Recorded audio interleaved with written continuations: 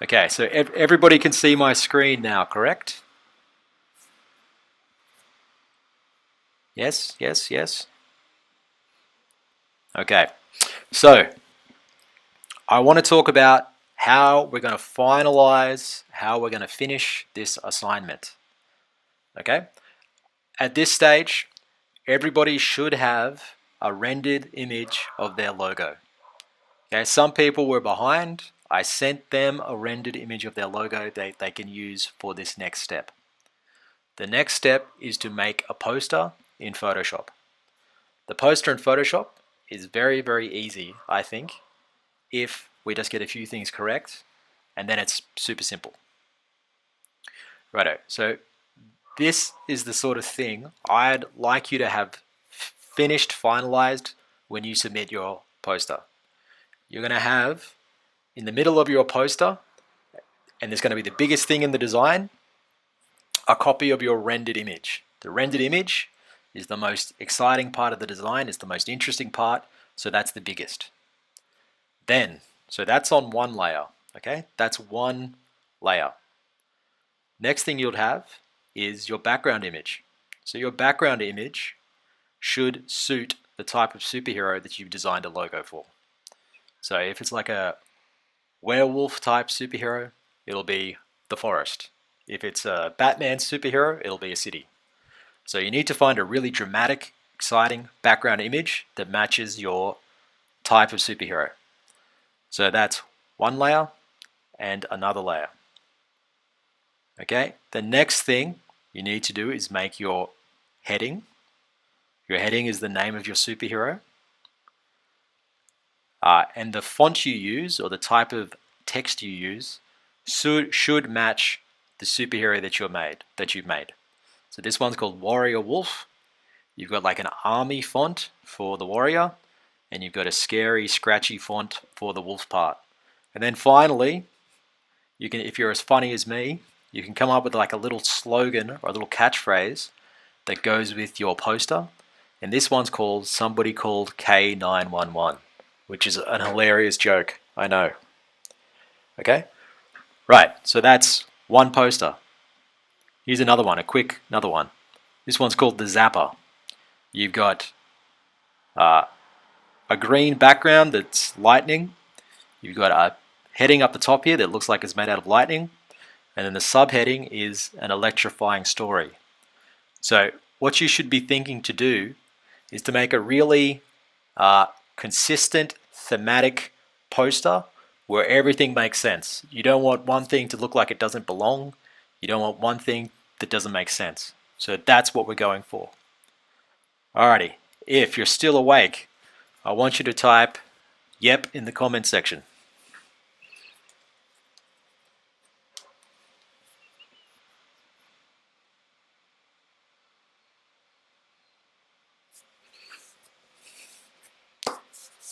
Okay, that's good. Excellent. So I'm going to quickly make a poster. I'm going to show you how it's done. I'm recording this as well, so I don't want anybody to worry about not being able to follow. Just pay attention, and it's better that you get an idea of how everything will look in the end, and then you can go back and review the video. Okay, so first things first. Both of these posters are the same size and they're the same resolution. Okay, they're an A4 sheet of paper that's set at 150 dpi. We want all the posters to be consistent because we're going to print them and hang them up. So we can't have ones that are square. We can't have ones that are portrait. We can't have ones that are landscape. We can't have ones that are too small and pixelated. So we need to make sure that we set everything up correctly to begin with. So the very first thing you do when you go to Photoshop is you're going to click up the top and you're going to find File. Underneath File, the very first thing is New. Okay, when you click New, this window opens up. When it opens up, you've got these options. What you want to do is set your unit of measurements over here from pixels. If we leave it on pixels, it'll be really small. We want to put it on millimeters. Then we're going to type in the size of an A4 sheet of paper, which is 210 by 297. And then the number underneath that, resolution, will be 150. Okay, and it's very important that it's set to millimeters. If it's set to inches, it'll be gigantic, and it'll cause your computer to crash. If it's set to centimeters, it'll be too big again. If it's set to pixels, points, or pickers, it'll be way too small. So just remember, millimeters is what we want to use. And then you click Create. When you click Create, you've got a file here that's the same resolution as everything else. Righto. So there we go. That's how you make the file. Next thing, you're going to use this multiple times. You need to get a picture, and you need to place a picture on the background. You need to place your logo in there, and then you need to place a background.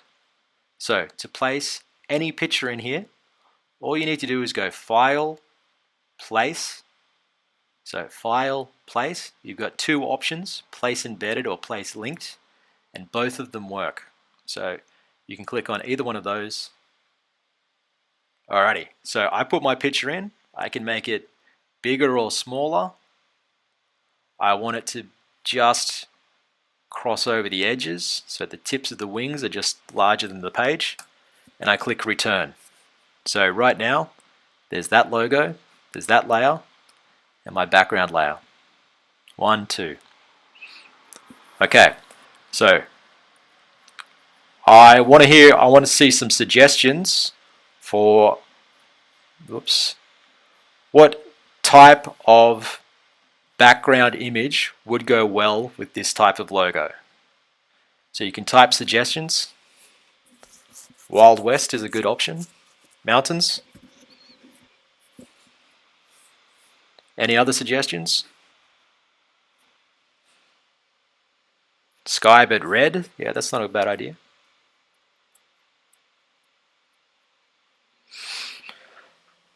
Okay, I might go mountains just because I think that's a good suggestion. So here's my picture. Now I'm going to find a picture of mountains. So that should be pretty easy, right? To get a picture of mountains, you go to Google. I'm going to type mountain photography. And I find when you type photography after whatever you're searching, you get nice images because they're people that are purposely trying to take nice images of those things, okay? Mountain photography. So I type that into Google. When I search that, I've got an option to search images only. I'll search images only, and as an extra little thing, I can click on Tools, Size, Large, and that eliminates, that gets rid of all those images that are too small. So you're only left with large images. So just to be quick, I'm going to click on this picture here. Oh, that's not popping up. Let's refresh the page. Alrighto, there we go. So that image pops up.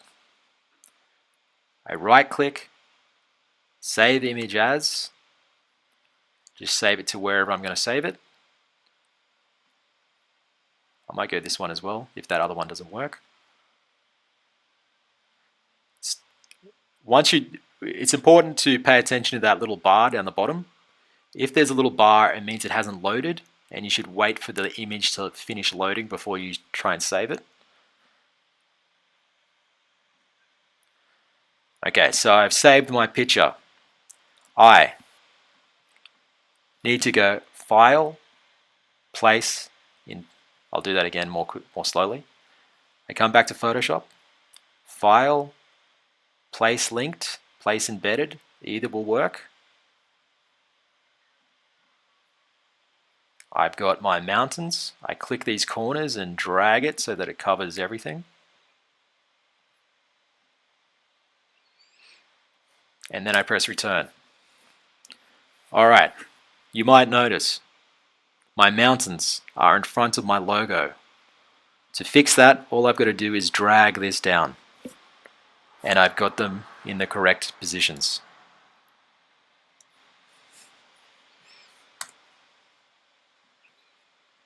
Okay, if you haven't fallen asleep yet, I want you to type in the comments, not asleep.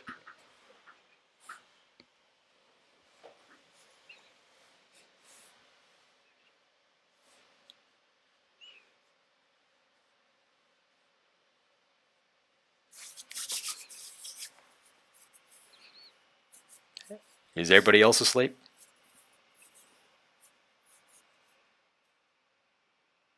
Emily, are you asleep?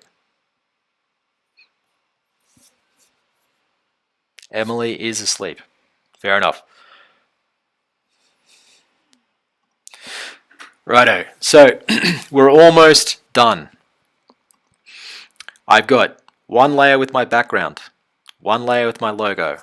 Final thing is to come up with my heading and my subheading. I might move it down. Where does it look better? In them, just about there. Okay. Logo, background, background. I need to put text in here now. To put text into a Photoshop file, I find this tool. This tool is called your text tool. It looks like a T. I get my T tool and I just click anywhere. And when I click, I start to type and whatever I type pops up. Okay, and now it becomes a little bit like a word processor, where if I look up the top, I can select all my different types of fonts. So I've got Arial, blah, blah, blah, blah, blah. I scroll down. I've got lots of different custom fonts. I will show you how to get custom fonts in a different video because it'll take a little bit longer. But I use this to find the font that I want to use for my logo. And I change the font size just like I would in Word. You change the size of the text. It gets bigger or smaller. Right. My text is set to white. I'll change it to red by double clicking that little color square. So there's one bit of text. And then the next thing I can do is click again, get a smaller font, and then click a more simple font. So I want that font to be really decorative to fit the style. The second font doesn't need to be as decorative. Alrighty, so here time for some more interaction. What is a good slogan to go with this poster? Considering it's a superhero, it's a Hawk-themed superhero that's called Red Hawk. What would be a good slogan to go with that poster?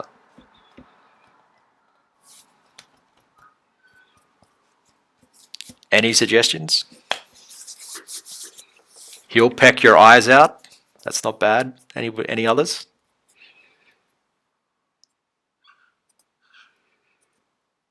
Very Hawkwood.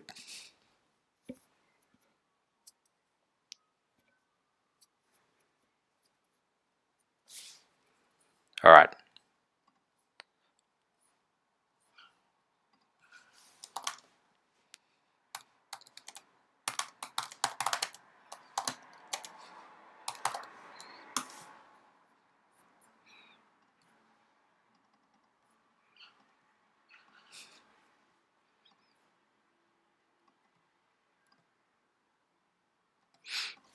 Okay, so I've finished my logo. Whoops, I've finished my logo. I've got the logo layer. I've got my background layer. I've got the layer with the little subheading. And I've got the layer with Hawk.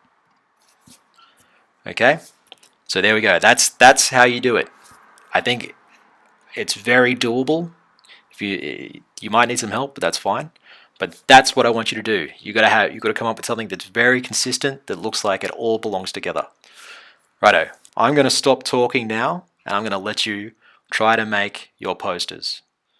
Okay? If everyone, if you think you're ready to do that, I want you to type a yep in the comments section.